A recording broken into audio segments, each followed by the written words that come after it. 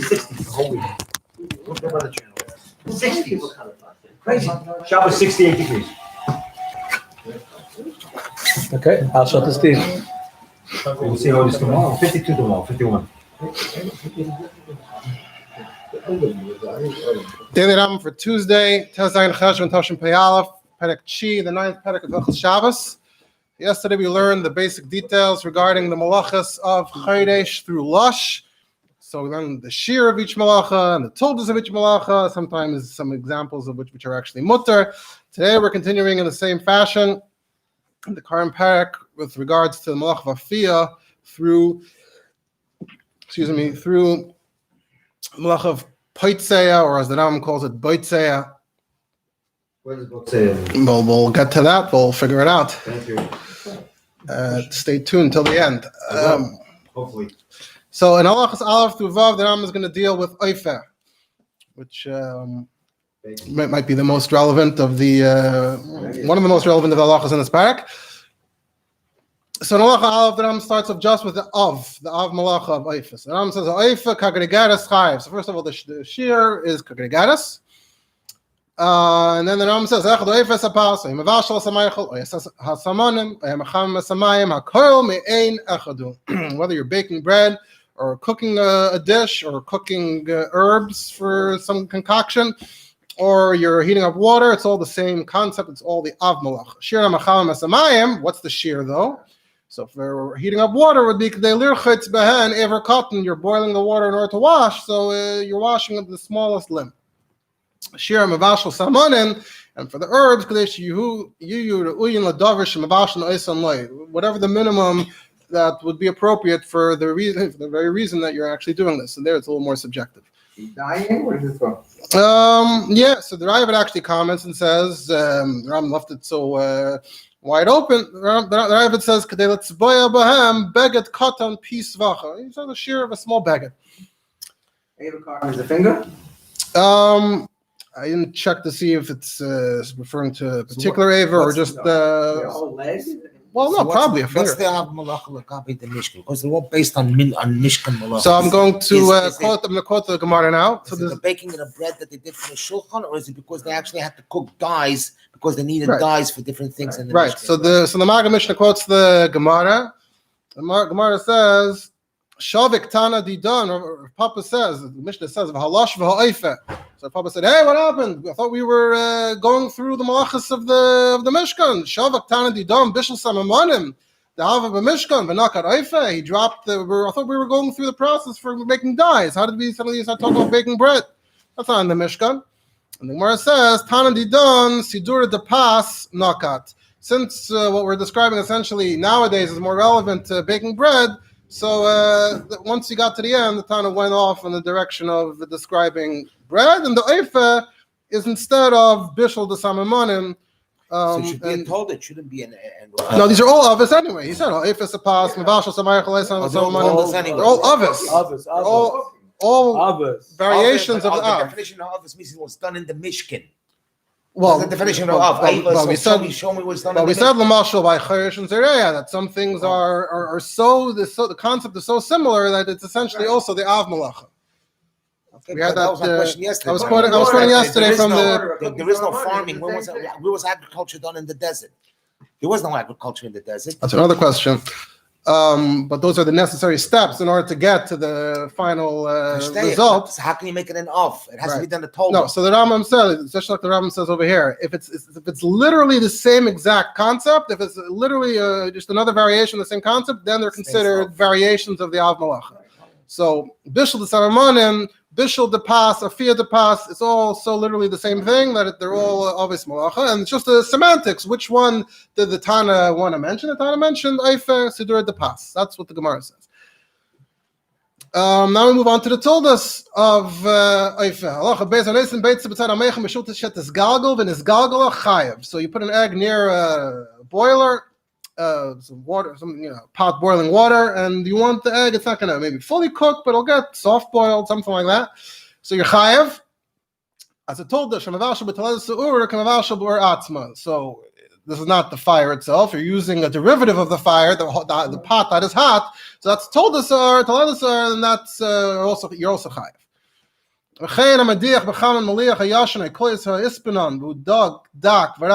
the same goes for if you take hot water and you wash an old salted fish, or this particular fish that Amma mentions, which is either the mackerel or the sole. Since they're so sensitive, they're so soft, or whatever it is, so by washing in hot water, that sort of finishes off the cooking. So that's a form of cooking.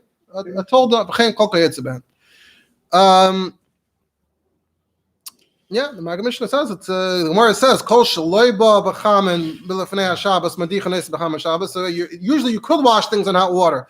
This is the exception because it's the Gemara Malacha and you're actually chayav chata, so it's a told.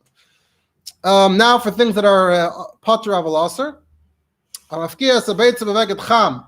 So let's say the egg, but this time you broke the egg over a hot sheet, a hot item of clothing, hot from the sun. The sand that's hot from the sun, the dust that's hot from the sun, even though you actually managed to boil the egg. Potter, you're still potter. Should tell this chama, Einan could tell this eish. This isn't the derivative of fire, this is the derivative of the sun. It doesn't have the same status. However, it's not mutter. Told us, or there's a gzera though that it's too similar to the derivative of the fire. The Maggid Mishnah quotes the Gemara. The Gemara says there's a Mishnah that says that you shouldn't do it on you shouldn't open an egg, break an egg over the sheet. Rabbi says it's okay, and the Gemara says that directly in the sun, everyone agrees it's mutter. So that's what's interesting. The sun itself is actually mutter on Shabbos. And told us, if it was the derivative of the fire, everyone would agree that it's aser. Machlekes is told us a chama. So Chacham said it's aser because it's exera. Told us chama, atu told us. And the Rabbi said no. The Rambam passes like Chachamim, and he says in Perek Chav Beis, where the Rambam gets back to the extra additional din, and the Rambam's going to say clearly that the sun is mutter. Now, and this farm today they discuss. So what if, for example, what if you we know that if you hold a magnifying glass over something, it sort of channels the fire, the sun. You could start a fire, or you could just heat something up. So if you actually start a fire, that's maver, because the outcome you created a fire. But if you only heat something up with the magnifying glass, the poskim today say would be mutter, because it's still the chama. It's not told as a chama. It's the chama itself. It's just focusing the rays of the sun. Or let's say you had a room that's fully glass, the ceiling, the walls are all glass, and you put the food inside and it heats up from the sun, would be okay. The big discussion, especially in Eretz Yisrael, is about the dud shemesh. You have the solar powered thing on the roof with the water, and the big question is it chama or is it toldas chama? So some places can say it's aser, because they say it's not just the sun that's boiling it up, it's all this stuff going on in those machines that's contributing, and it ends up being partly induced. A water container on top of the roof? Yeah. So the sun is directly heating it, but it's not just the sun, it's a whole device, not just a bowl of water. So and more water is coming in once you use the water on Shabbos, and then more water comes in, and then that's going to get heated up. Also, there's also an electrical backup, so we might just push it out to chash. You might end up using the electric part. That's the Shmir Shabbos Kol Chasa, in the name of Shlomo Zalman Auerbach, Minchas Yitzchak, others that are more machmir. Then you have the poskim that are more makel. They say no, this is the shemesh, it's the chama itself. It's more or less directly in the sun. And therefore, those people say you can turn on the hot water on Shabbos. So you would be able to use that hot water on Shabbos if it was coming from that device.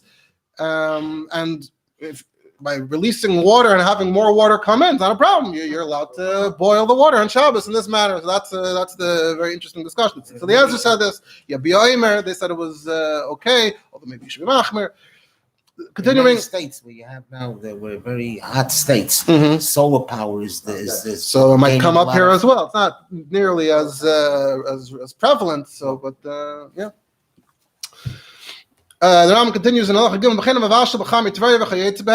you have the geothermal waters that are naturally warm in the earth, hot springs.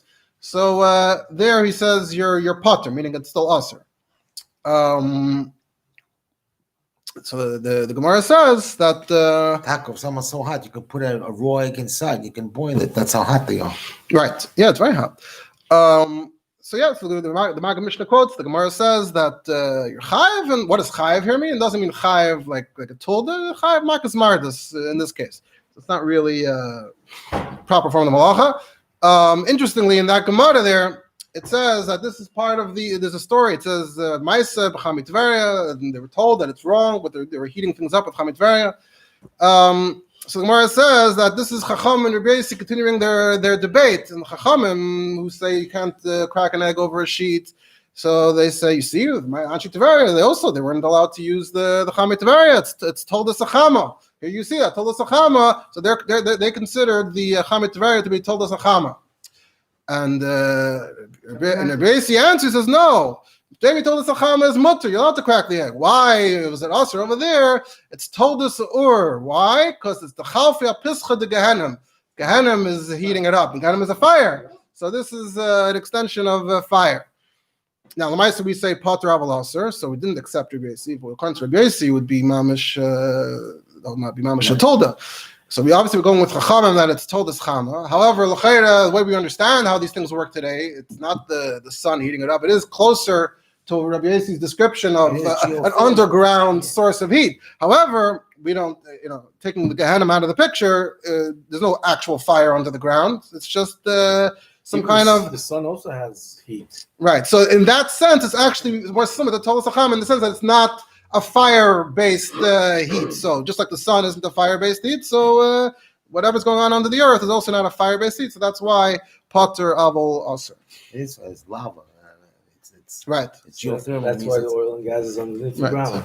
To conclude, Halacha Gimel, Amavashal La'or, Davar Shem Mavushal Kol Tzarka, Davar Shem Tzarka Bishal Klal Pater. Another example, something that's Pater Aval Aser, if you directly on the fire, but it was already fully cooked, or it doesn't need to be, something that needs to be cooked, so then you're also Pater. Maggid Mishnah says, according to the Rashba, some Mefarshim, that once you hit Kamaychel Ben Dresai, a third or a half, whatever it is, cooked, then you already don't have a real Bishal Dvar Torah, but it's still Asr, as we know in Perek Gimel, but stomach, those halachas, you can't just put things in the fire.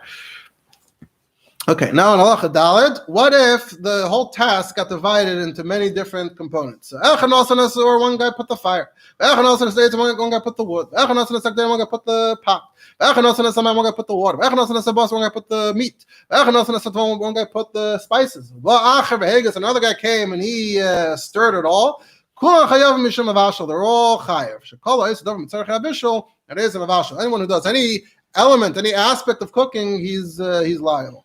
But if one guy first put a pot in a different order, first he put a pot. Another guy put the water. Another guy put the meat. Another guy put the spices. Or a guy put the fire. Then another guy came and put the wood on the fire. Another guy stirred it. Only the last, not the guy with the fire, just the guy with the wood, and just the guy who stirred or chayav. So let's see what the Mefarshim say about this. So first of all, Benegeya, just Hagasa, before I explain we're talking over here that Megas, we mentioned it also in Perek Gimel, that Megas you're chayav. So the Maggid Mishnah says that some say when it comes to being Megas that you're only chayav the first time you stir, because until you stir once, it doesn't cook very well. So that one stirring, that's what you made sure that everything was spread out, distributed properly, but stirring afterwards, you're not accomplishing anything. So then you'd be Pater. I don't know if it'd be Mutter, but Pater. That's the Ramban of the Rashba. And if you're not chayav for the actual cooking, then whatever, it's a case where the actual cooking isn't mamash chayav, so then the stirring, it doesn't do anything more than the actual cooking. So whether it's Mavushal Kol Tzarkai or Mavushal Kamaychel Ben Dresai, like we just discussed. Now, another interesting, important detail related to Hagasa is covering a pot on Shabbos when it's on the fire. So in Shulchan Aruch, it comes up a bit in Simulation Dal, and it mentions something about not putting a covering over something that's being warmed. Shamar ligmor bishulam b'Shabbos, that you're trapping the heat, you're concentrating the heat. So that's where you see this concept coming up. you see that also by other halachas, but Basar B'chalav, that maybe putting a cover on is considered to sort of mix everything together. It's a form of megas. So therefore, some say that the taka, it's even the special called sarka. You're not allowed to be megas. You're not allowed to cover it. However, a lot of poskim say that if it's was fully cooked and it was covered the whole time, and you just picked up the cover just to check how it's doing, so then you would be mutter to return it. It's not like megas. That's more like taking it off the fire and putting it back. You have to take it off the fire and put it back. So you have to uncover it, and but you have to be careful to make sure that you're doing it boif and mutter. Obviously, it's better to take the whole thing off and then to remove the cover, and then that's better. Also, if it's already covered, you should be able to put more coverings on if you feel like it. Okay, now what about this? What's going on here in this halacha? So the Kesef Mishnah says that he has a whole shtickle. He copies a whole shtickle from Meiri Harav Agadol, Kavoid Merino Harav Rabbi Yaakov Beirav. So you know Yaakov Beirav was the one who was machadish the smicha in Eretz Yisrael, the smicha controversy, and the first person he gave smicha to was Rabbi Yosef Karo. So Meiri Hagadol. So he has a whole shtickle, and he has two questions. First of all, why are the last two chayiv, not the guy who put the actual fire? And also, you're going to tell me that if he wouldn't have put the fire would have gone out on its own. So what about in the first case? Why did the guy in the first case who put the fire? Why was he chayiv? Also, you should say the fire doesn't do anything; it's only the wood.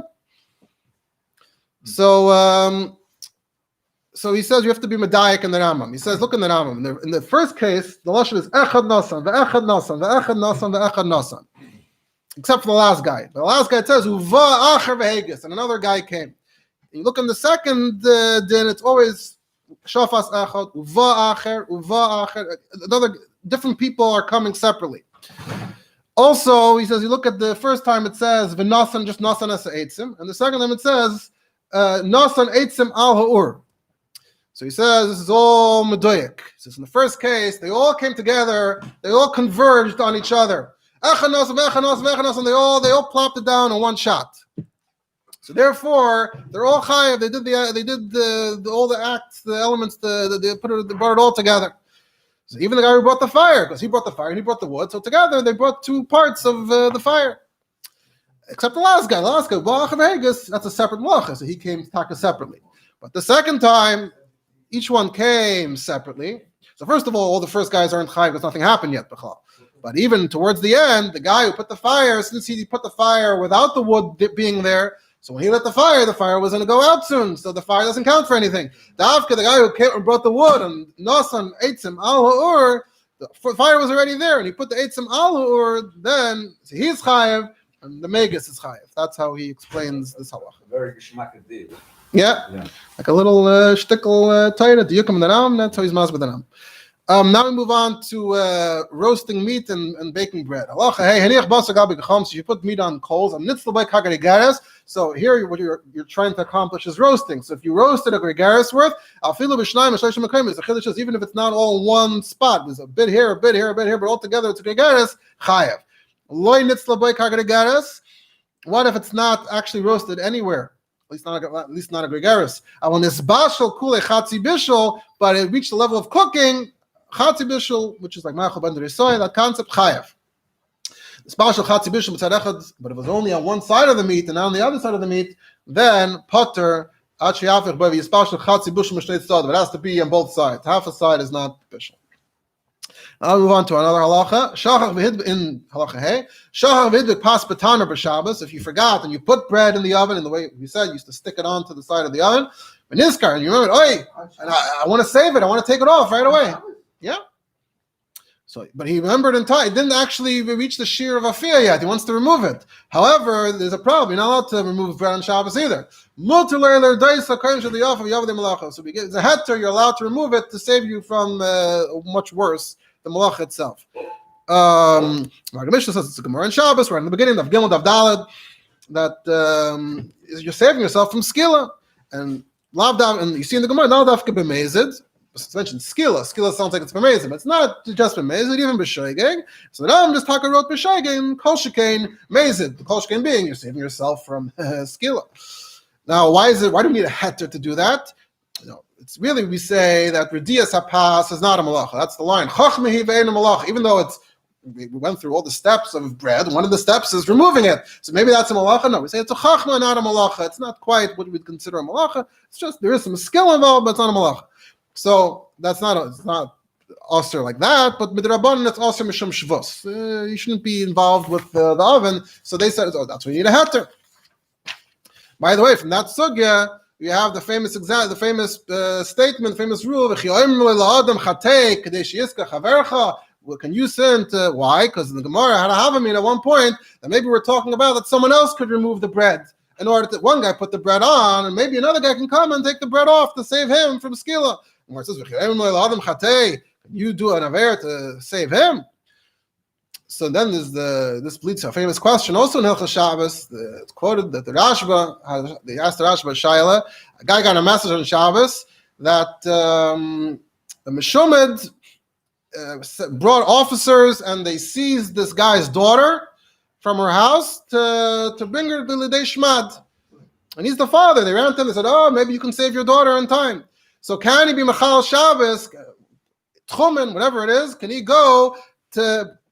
They're not going to force her, but they're going to intimidate her. It might be a matter of minutes. You might have to, any moment, the sooner that he comes, he might save her from a potential shmad. So the Rashba wasn't so sure about it because how does that work? Now there's a Tosfos about this that gives different chilukim when not. So the Beis Yosef, he says based on the Tosfos, Yosef says one of the possibilities that it's a mitzvah rabba or a mitzvah derabim, then you can do an Isser Kal to save other people. And only if it's a pshia, case of regular case of Redias HaPas is a bit of a pshia, then you don't say chatei. So the Yosef says, according to that mahalach of the mitzvah rabba, ein locha mitzvah rabba mil hatzila, that they shouldn't intimidate her into shmad. And even if it's an issue of pshia, she wasn't peshia, they came and seized her. So you can be machal Shabbos, and it's a mitzvah. And the Alter Rebbe brings it is kaifin, I say, we force him to go. Then the question though would be, what if she was pesheya? What if a person has a child or whatever, chas v'shalom, that which Yad La'achem in Israel, they have for them kabila ma'isa, halacha l'ma'isa. She willingly went, but now they want to save her. So can you go? So that's the whole discussion on Peskim, and it's in Hilchos Shabbos and the end of Siman involved, the Shulchan Aruch, Alter Rebbe, the other Peskim. So that's sort of related to this. Halacha Vav, things that aren't edible. Someone who melts metal, even kosher, because that's the shear for that. Or you heat up metal until it turns into a kol. So that's a derivative of mavashal. If you melt wax or fat or tar, stuff like that, it's also in the same category. If you take earthenware and you bake it until it turns into pottery, and the rule is, the Rambam gives a rule, fire does two opposite things. It either hardens things or it softens things. So either way, if you harden something or you soften something, which is the process of what the fire accomplishes, chayav mishum mavashal. All right, we'll pick up some speed. Halacha Zayin, Ches and Tes are about geizes. Halacha Zayin, a geizes samurai say you cut wool or hair, ben a chayav from animals, ben a chayav, ben a maze, whether alive or dead. I feel ben a shalach shalahan, even from the skin that was removed from the animal, chayav. Kama shiori, what's the shear? Kadei litvis yimenu chut, enough to make a thread, to spin a thread. She'arkai kareichav asit kafel. The length is double the width of a sit. Kama reichav asit. And what is a sit? You spread these two fingers apart, and it's this distance. And that's about 2/3 of spreading all your fingers apart and measuring from the opposite fingers. And that's a sit, and then the arka is reicha hasit kafel, so double that. A tailish later in halacha he's going to say in tefachim. What if you just pull a whole wing off a bird? That's already a tilda.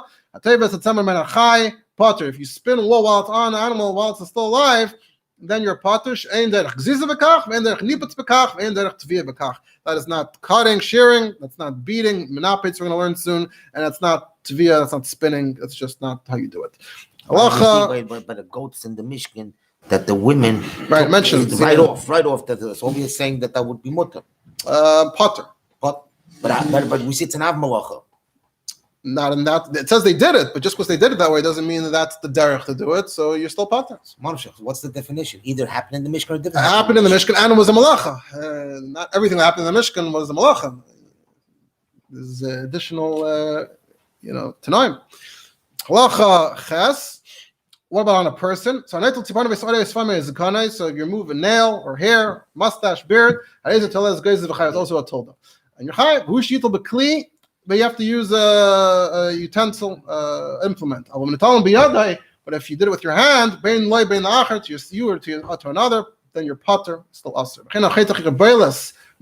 cut off a wart, potter.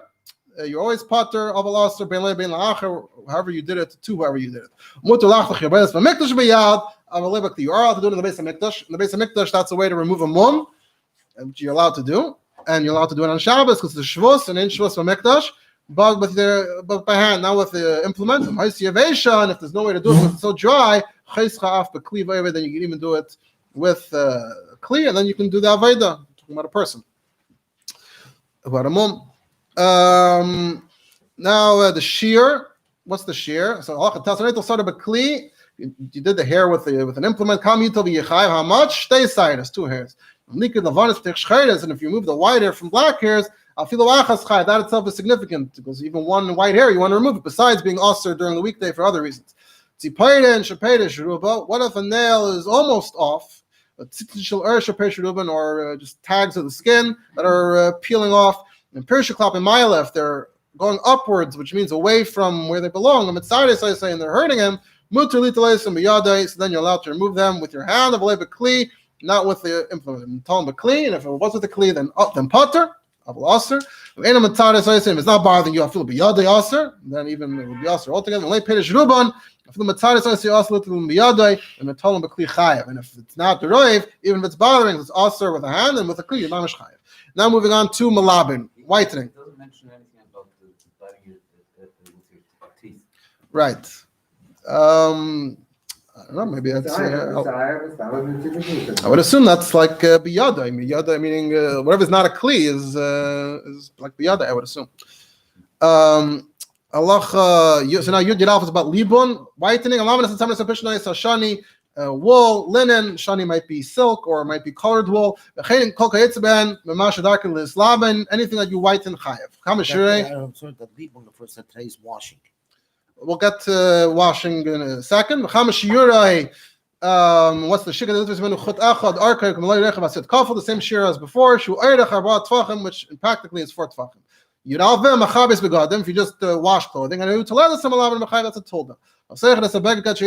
If you squeeze it till water comes out, according to them, that's a form of kibbutz, and you're chayav. It's a form of kibbutz. The way stirring is a form of cooking. And it doesn't apply to hair. You can't squeeze hair. Within the same for skin, for leather. And there's a whole discussion in the Magamish, the Kesef Mishnah. Is chita? Is it this or the way that Rambam says it, or is it, as we know more commonly, dash, mefarek? That's a whole topic. Now moving on to niputs, beating the wall. Those 3 chayav. How much of it? Same share again. If let's you take sinews from an animal and you also beat it until it turns into like a wool-like substance, so you can spin it. That would be a tolda. Moving on to tzeveya. Dyeing. The same shear. Or something from which you'd be able to spin a thread that size chayav. And it's a very chayav it has to be lasting dye. If it's not lasting, then you have a sadak, a shashar, different forms of color, red color, agabi barzel and a cheshes on metal, with tzvay, potter, because you can just wipe it right off. And it's a very klum. If it doesn't last even on Shabbos, then it's potter. What about mixing dyes? You're not painting something, you're just mixing the dyes themselves. That's a told. Okay, so we learned about this in Hilchos Sefer Torah. You mix the different things together to make the color. Comes black. Make something green. That's the told. Again, moving on to Taiva. Again, the same shear. Anything that you can spin and you spin it, then you're chayav. Whether it's wool, linen, hair, feathers, sinews, anything that's nitva. Leved is felt, where you just smash the wool together and you never weave it. And that's for hats, for shoes. So if you do that, that's a tolda.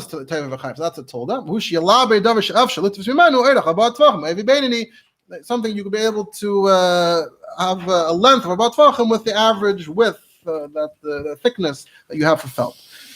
Now we got some stuff that are a bit more technical. I have the translation here as a backup. So Shnei Batinirin, the way he describes it is weaving. You pass the threads of wolf and the warp. Yes, you have the warp and the wolf. The warp is the chassis that goes this way.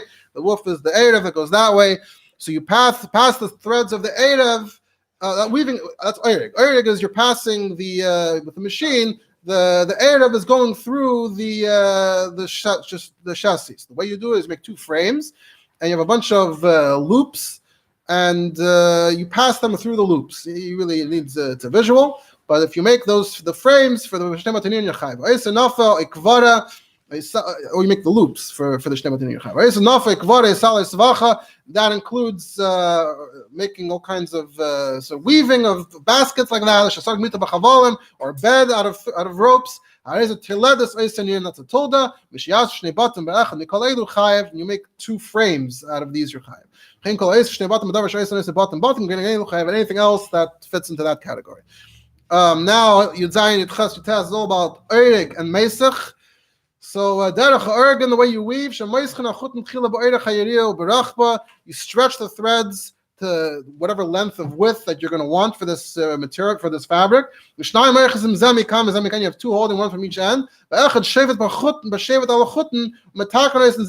guy takes a stick and hits the threads to make sure that they're all straight. So that way they're all horizontal, not vertical. So so stretching it is called mesach. And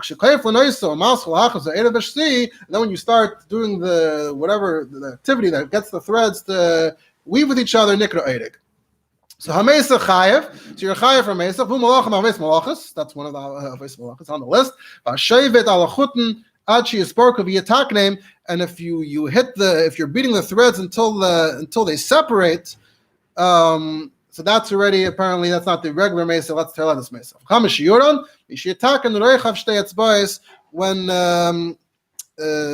fabric, you're preparing a fabric that's at least 2 fingers wide.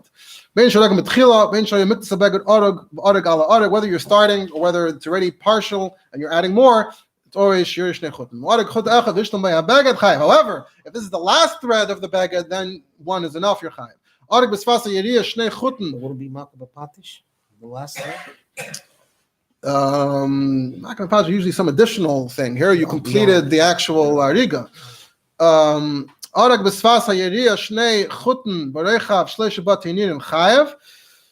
So if you wove 2 threads, a width of 3 frames at the end of a fabric, you're chayav.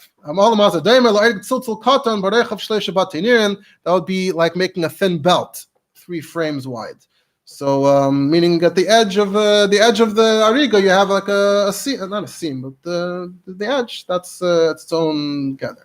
If you're straightening out the threads, you're separating them while you're weaving them. So that is a tolda of erev. If you are braiding hair, also. And the shear for that would be making a braid that's 2 etzbais long. Finally, the last malacha, boitzeya or poitzeya, for those who were staying tuned till we found out what that is.